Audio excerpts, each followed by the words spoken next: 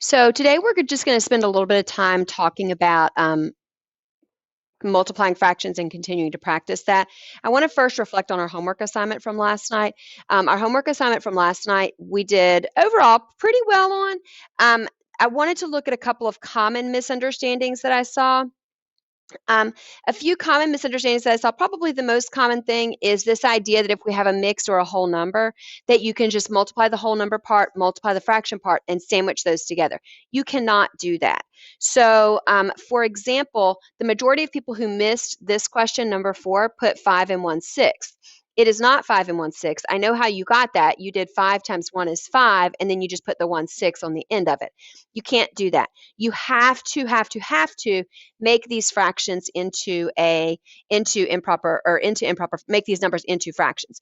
Now you could, if you wanted to, I suppose, look at this as using distributive property and doing 5 times 1 plus 1/6, and that'll show you why you can't just tack that 1/6 on the end, because you would have to do 5 times 1 and then also add 5 times 1/6. So 5 times 1 is 5, and 5 times 1/6 is 5/6. So that would show you that our answer has to be 35/6 or 5 and 5/6. But I wouldn't necessarily expect most of you to look at it that way. What I would expect you to do is to be able to say, well, 5 wholes equals 5 over 1, 1 and 1/6 equals 7/6. And then I can multiply straight across because there's no cross simplifying I can do here. And I get 35/6. And 35/6 can be changed to 5 and 5/6. But my answer is 35/6 or 5 and 5/6. All right. Now, again, the mistake that I saw on the last two questions is similar to what I was talking about. The most common wrong answer on number 5 that people put was, or one of the most common wrong answers was 1 and 6/15. And I know you got that by doing 1 times 1 is 1, and then 3/5 times 2/3 is 6/15. You can't just do that. You have to actually make these into improper fractions and then multiply them.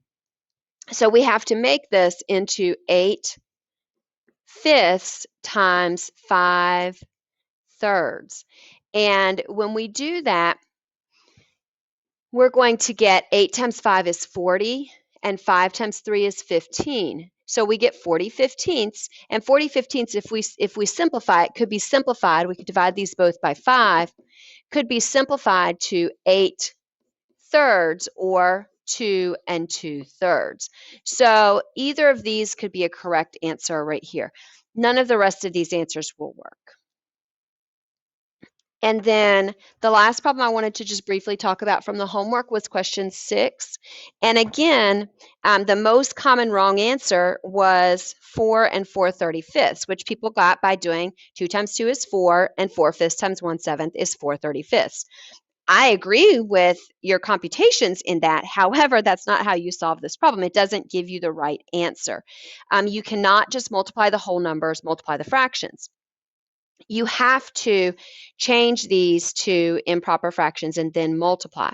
So 2 and 4/5 becomes 14/5 times 2 and 1/7 becomes 15/7. And remember again how we do that. 2 and 4/5. Remember, we start at the bottom and work our way around. 5 times 2 is 10, plus 4 is 14, and the denominator stays the same. That's where our 14/5 comes from. The 15/7 comes from 7 times 2 is 14, plus 1 makes 15, and then the 7 stays the same. Now, we could totally multiply straight across on this, and for a lot of you, that's what you've been doing, but I want to remind you that it's also okay to cross simplify, and that's going to actually make your problems much, much simpler. It seems simpler to multiply across, and it is in the short run, but in the long term, it's easier to cross simplify, because if we don't cross simplify, then we end up with 210/35, and we have to simplify that, and that might be a little challenging. But notice what happens if we cross simplify. If we cross simplify, we say, okay, 14 and 7, do they have a common factor? Yes, they can both be divided by 7. So I'm going to divide those both by 7. 7 divided by 7 is 1, so I'm going to cross it out and put 1. 14 divided by 7 is 2, so I'll cross that out and put 2. And then looking the other direction, 5 and 15 can both be divided by 5. 5 divided by 5 is 1, and 15 divided by 5 is 3. And now I can rewrite my problem. My new problem is 2 over 1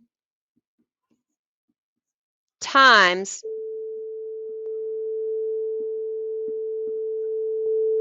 3 over 1. And then 2 times 3 is 6. 1 times 1 is 1. So we get 6 over 1, which also equals 6. All right, so that's kind of a recap of our homework from yesterday. And hopefully that helps you figure out any mistakes you were making. The biggest mistake I was seeing, as I said, was people not changing the mixed numbers or the whole numbers into improper fractions before you multiply. And also just this idea of cross-simplifying. The cross-simplifying, if you can practice that, is going to be a really helpful thing to do because it's going to help you to make your problem a little bit easier to solve.